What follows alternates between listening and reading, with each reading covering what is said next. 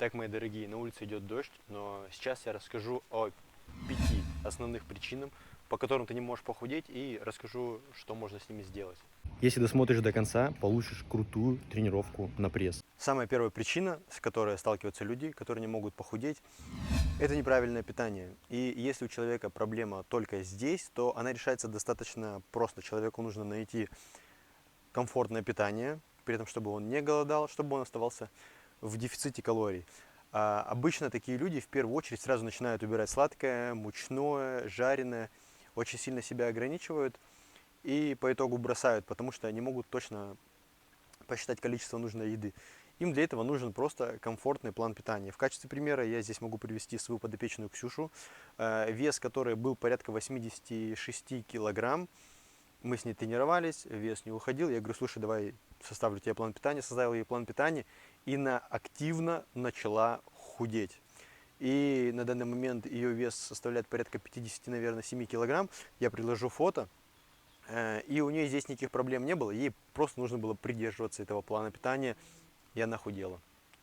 Если ты считаешь, что тебе нужно похудеть, и для этого тебе нужен план питания, напиши в комментариях что вот план питания на первом месте. Причина номер 2. Низкая бытовая активность. И в этом случае я не говорю про тренировки, я именно говорю про бытовую активность. Таким людям нужно увеличивать количество шагов, увеличивать активность в течение дня. И это не значит, что им нужно теперь тренироваться каждый день, что им нужно бегать каждый день. Им нужно увеличить активность, желательно за счет тех моментов, которые им приносят удовольствие и не подразумевают похудение. К примеру, это могут быть походы на танцы, это могут быть прогулки с друзьями, это может быть скейтбординг, лыжи, коньки, боулинг, гимнастика, акробатика. Любая активность, которая не подразумевает под собой похудение. И тем самым человек будет увеличить свою активность и начнет худеть. Здесь я приведу пример своей подопечной. Мы с ней тренировались, соблюдали питание, но в какой-то момент вес встал на порядка где-то около 70 килограмм. Мы с ней добавили прогулки, она начала регулярно ходить больше 10 тысяч шагов, и ее вес снизился до 60, по-моему, 2 килограмм. Это моя Зульфия, также могу приложить фото. Мы с ней увеличили активность, и она начала худеть. Пункт номер 3. Как бы это банально ни звучало, но это неуверенность в себе. Такие люди не могут похудеть, потому что не начинают. Они пробовали различные варианты, пробовали так, пробовали сяк, перепробовали все диеты, перепробовали все варианты тренировок, но у них не получилось похудеть. И это вытекает в выученную беспомощность, когда человек сам не верит в то, что он не может похудеть. Он думает, что лично у него не получится. Я перепробовал все, и у меня не получается. И поэтому они даже не начинают. Вот здесь могу привести пример своей подопечной Нани. Благодаря поддержке и регулярному контролю и правильным действиям она похудела на данный момент на 25 килограмм. Но это начало только, потому что ее вес составляет больше 100 килограмм. И вот здесь она пишет о том, что я не верила, что у меня получится, я не верила, что я дойду до конца, но я думала, что я буду срываться, но благодаря поддержке, правильному питанию это не подразумевается, что нужно исключить все. Правильное питание это так, чтобы человек был сытый и калорийность у него была верная. После этого у нее хороший результат, и она обязательно продолжит худеть дальше. Если ты когда-нибудь задумывалась о том, что именно у тебя не получится похудеть, что на тебе ничего не работает, что ты перепробовала все, напиши в комментариях цифру 3, посмотрим, сколько таких людей. На самом деле это встречается гораздо чаще, и ты здесь не одна такая. Все девушки, которые имеют лишний вес, думают о том, что у них это не получится. На самом деле это очень глубокое заблуждение. Главное в этой ситуации найти людей, которые тебя поддержат, адекватные тренировки, чтобы они были комфортны, чтобы они приносили удовольствие, чтобы они не вызывали рвотный рефлекс.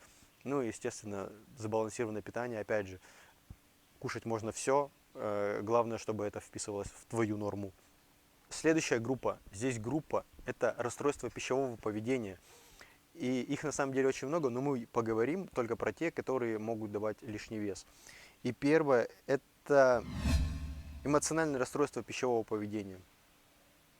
В этой ситуации человек не может похудеть, потому что он все время переедает, все время срывается. И таким людям нежелательно давать план питания, а этим людям лучше сначала решить вот эту трудность, а потом уже переходить на правильное питание. Эмоциональное расстройство сопровождается тем, что человек ест не тогда, когда он голодный, а тогда, когда испытывает какие-то эмоции. Страх, усталость, гнев, обиду, злость. Может испытывать также радость.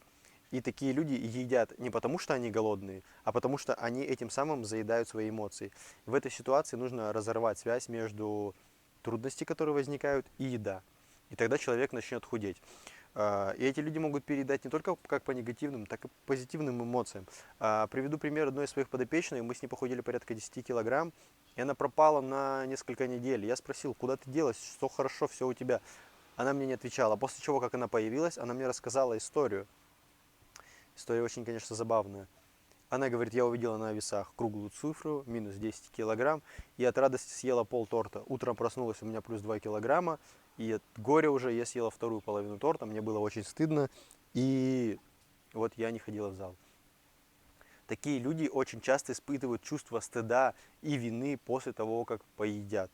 И с этим нужно работать. И вот здесь хочу привести в качестве примера свою подопечную Аню, которая скинула 25 килограмм благодаря тому, что мы с ней работали не только вот с питанием и тренировками, но еще и с ментальным соображением. Она здесь рассказывает свою историю небольшую о том, что у нее случились трудности, и если раньше она бы взяла бы себе рыбы с пивом, заела бы это все дело, запила, то сейчас у нее такого желания не возникает.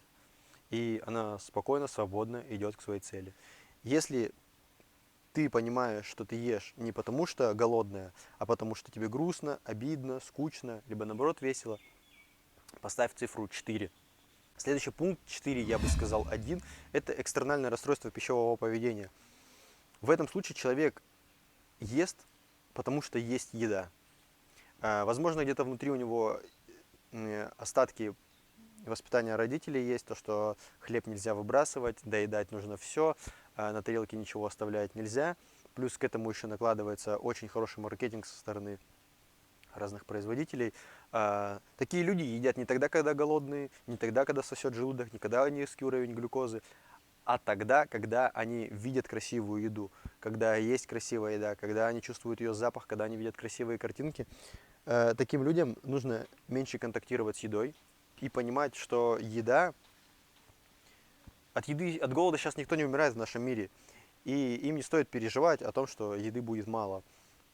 Эта проблема тоже решаема. Если ты ешь, когда у тебя есть еда, все время доедаешь. Если тебе в детстве говорили, что хлеб и каша сила наша, доедай все, не оставляй силы на тарелке, то, скорее всего, это про тебя. Здесь можно поставить в комментариях цифру 4.1. Тоже посмотрим, сколько таких людей. В моей практике хочу сказать, что это встречается, но не так часто. Точнее, это имеет не такой сильный вес в проблеме лишнего веса, как предыдущие пункты. Но тоже встречается. Здесь можно сказать пункт 4.2. И это очень часто встречается, и, возможно, это даже про тебя, ограничительное расстройство пищевого поведения. Что это такое? Человек не может и не должен сидеть на каких-либо диетах, планах питания и все остального. Он бросает и срывается, когда чувствует какие-либо ограничения. Любого рода ограничения. Он может ограничивать себя как в эмоциях, не может выплеснуть их, искренне рассказать об этом. И также ограничения касаемо еды. Такие люди перепробовали все диеты и все время бросают. В их случае ни в коем случае нельзя не вводить каких ограничений. Человеку нужно научиться различать голод от аппетита. Эти люди испытывают очень сильное чувство аппетита и все время едят. Могу привести пример своей подопечной, с которой мы начали работать. И вот она говорит, что она на себе наложила пельменей, поела, испытывая чувство вины. Что с этим делать? Я ей сказал, ничего, все хорошо. Все люди едят обычную еду. Пельмени это неплохая еда.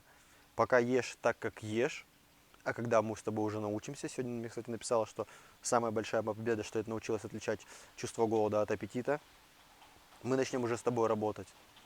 И вот таким людям ни в коем случае нельзя ограничивать себя в чем это либо.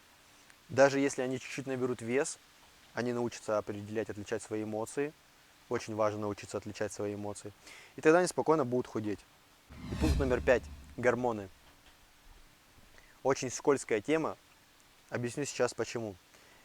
Потому что сами гормоны по себе не могут стать причиной лишнего веса. Непосредственно сами гормоны. но они могут привести к действиям, действия которых приведут к лишнему весу. Сейчас объясню.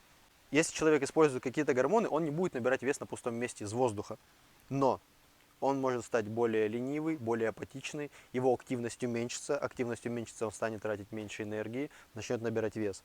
Его аппетит увеличится, он все время будет хотеть есть, станет больше есть, начнет набирать вес. Его эмоциональное состояние будет нестабильным, он чаще будет срываться на еду и начнет набирать вес. То есть неправильные гормоны могут привести к, назовем это, неправильным действиям, ну, реакция организма вот такая будет, и уже вот эти действия приведут к лишнему весу. Но сами гормоны не могут стать причиной, они станут причиной неправильных действий, лишнего веса. Но хочу привести здесь пример своей подопечной Насти, которая имеет проблемы с гормонами, а именно с гормонами щитовидной железы, и при этом она ест очень много, на 2000 калорий, и весит 47-48 килограмм, потому что у нее очень дикая активность, она очень хорошо тренируется, очень много ходит, и при этом худеет. Поэтому, если вы используете гормоны, это не значит, что все, крест на вас, либо если у вас проблемы с гормонами, это крест на вас. Даже с проблемами с гормонами можно иметь хорошую, красивую, подтянутую фигуру и худеть. И очень часто не проблемы с гормонами становятся причиной лишнего веса, а наоборот, лишний вес становится причиной проблем с гормонами. И в основном это гормоны поджелудочной железы, это сахарный диабет, ну и также у мужчин, и у женщин подкожно-жировая клетчатка, абдоминальный жир, он секретирует очень много гормонов. И вот эти гормоны также могут, как это называется, как зависимость будет от того, что у человека лишний вес, у него начинаются проблемы с гормонами нарушают его поведение, пищевое поведение, и у него еще становится лишний веса больше. Поэтому эту цепь нужно разрывать, чем раньше, тем лучше. Вот, Эна здесь сказала, что обязательно добавь, что она ест больше, чем я, и при этом худеет. Вот такие пункты, если у тебя, как ты считаешь, есть проблемы с гормонами, ставь цифру 5 в комментариях, тоже посмотрим, сколько нас. И обязательно у тебя получится добиться того результата, который ты хочешь, если делать все правильно. Если ты где-то нашла вот один из этих пунктов, то ты теперь примерно понимаешь, в каком направлении тебе двигаться. А если не до конца понимаешь, можешь ко мне в Инстаграм написать, запишись на бесплатную консультацию, где мы найдем, что мешает именно тебе. Также не забудь подписаться на канал, поставить лайк. Если было полезно, может отправить своей подруге, либо другу, который испытывает такие проблемы. Вот. В следующий раз я расскажу более подробно про конкретно из каждых этих ситуаций. Кстати, тренировка на пресс находится в описании, ссылка. Ну и вот здесь где-нибудь, думаю, можно будет по подсказке тыкнуть и получить ее.